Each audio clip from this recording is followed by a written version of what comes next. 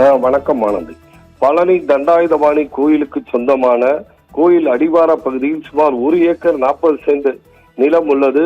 தற்போதைய மதிப்பீட்டில் சுமார் 100 கோடி ரூபாய்க்கு மேல் மதிப்புள்ள இந்த நிலத்தை சட்டவிரோதமாக போலி ஆவணங்கள் மூலம் 2 கோடிக்கு விற்பனை செய்த நிலையில் அதன் வழக்கை தற்போது தமிழக டிஜிபி சிபிசிஐடி விசாரணைக்கு உத்தரவிட்டுள்ளார்.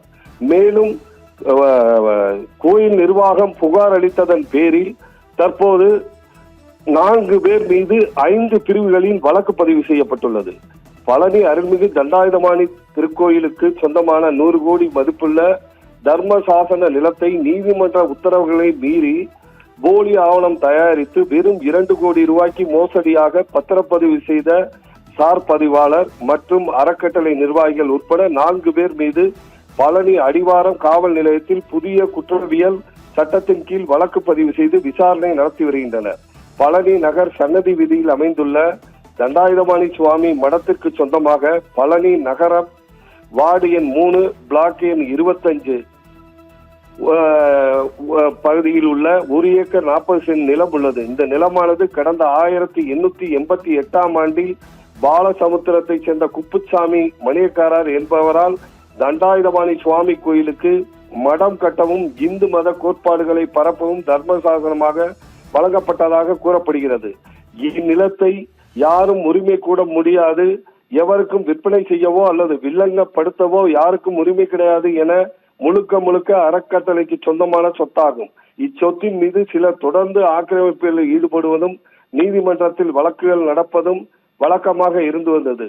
இதனை தடுத்தும் பாதுகாக்கும் பொருட்டு பழனி கோயில் நிர்வாகம் கடந்த 2025ஆம் ஆண்டு செப்டம்பர் மாதத்தில் இந்த நிலத்தை முழுமையாக கையகப்படுத்தியது. தற்போது இந்த இடம் பக்தர்கள் பயன்பாட்டிற்கு கட்டணமில்லா இலவச வாகன நிறுத்துமிடமாக மாற்றப்பட்டு பராமரிக்கப்பட்டு வருகிறது. இச்சொத்தை தனிநபர்கள் யாரும் சொந்தம் கொண்டாடக்கூடாது என கூறி வந்த நிலையில் பழனி கோயில் இணை ஆணையராக தக்கராக நீடிப்பார் என்றும் பழனி முதன்மை சார்பு நீதிமன்றம், சென்னை உயர்நீதிமன்றம் மற்றும் உச்ச நீதிமன்றம் ஆகியவை ஏற்கனவே தங்களது தீர்ப்புகளின் மூலம் மிக தெளிவாக உறுதியாக செய்திருந்தது. இத்தகைய கடுமையான சட்ட பாதுகாப்பு மற்றும் கோயில் நிர்வாகத்தின் தொடர் எழுத்துப்பூர்வ ஆட்சேபனைகளை மீறி கடந்த ஜூலை மாதம் 6ஆம் தேதி அன்று இந்த நிலம் தனிநபர்களின் பெயரில் சட்டவிரோதமாக பத்திரப்பதிவு செய்யப்பட்டுள்ளது. பழனி இணை சார் பதிவாளர் பணிமாறுதலில் சென்ற நிலையில் அந்த பதவிக்கு கூடுதல் பொறுப்பில் வந்த சார் பதிவாளர் ஜஸ்டின் மணிகண்டன் என்பவர் எவ்வித ஆவணங்களையும் சரிபார்க்காமலும் நீதிமன்ற உத்தரவுகளை முற்றிலும் புறந்தள்ளிவிட்டு தனது அதிகார துஷ்பிரயோகத்தை செய்து இந்த சட்டவிரோத பதிவை மேற்கொண்டுள்ளார்.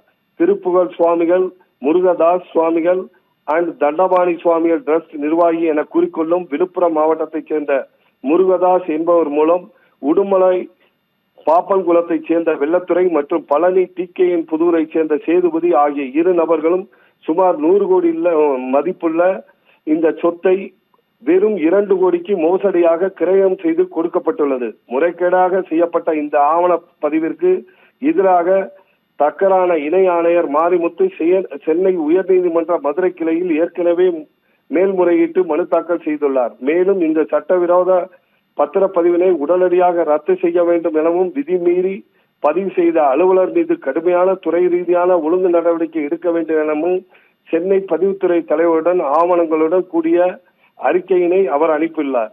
இந்து சமய அறநிலைத்துறை நிலங்கள் பிரிவில் கண்காணிப்பாளர் முருகானந்தம் அளித்த புகாரின் பேரில் புதிய குற்றவியல் சட்டம் பாரதிய நியாய சம்ஹிதாவின் கீழ் பிரிவு 318(4) ஏமாற்றுதல், 336(3) போலி ஆவணம் தயாரித்தல், 340(2) போலி ஆவணத்தை உண்மையானது போல் பயன்படுத்துதல், 49 குற்றத்திற்கு உடந்தையாக இருத்தல், 61(2) குற்றச்சதி ஆகிய பிரிவுகளின் கீழ் பழனி அடிவார காவல் நிலைய போலீசார் தற்போது வழக்கு பதிவு செய்துள்ளனர். இவ்வழக்கின் தீவிரத்தன்மை கருதி பழனி அடிவார காவல் ஆய்வாளர் கவிதா அவர்கள் தலைமையில் தனிப்படை அமைக்கப்பட்டு தீவிர விசாரணை மேற்கொள்ளப்பட்டு வருகிறது.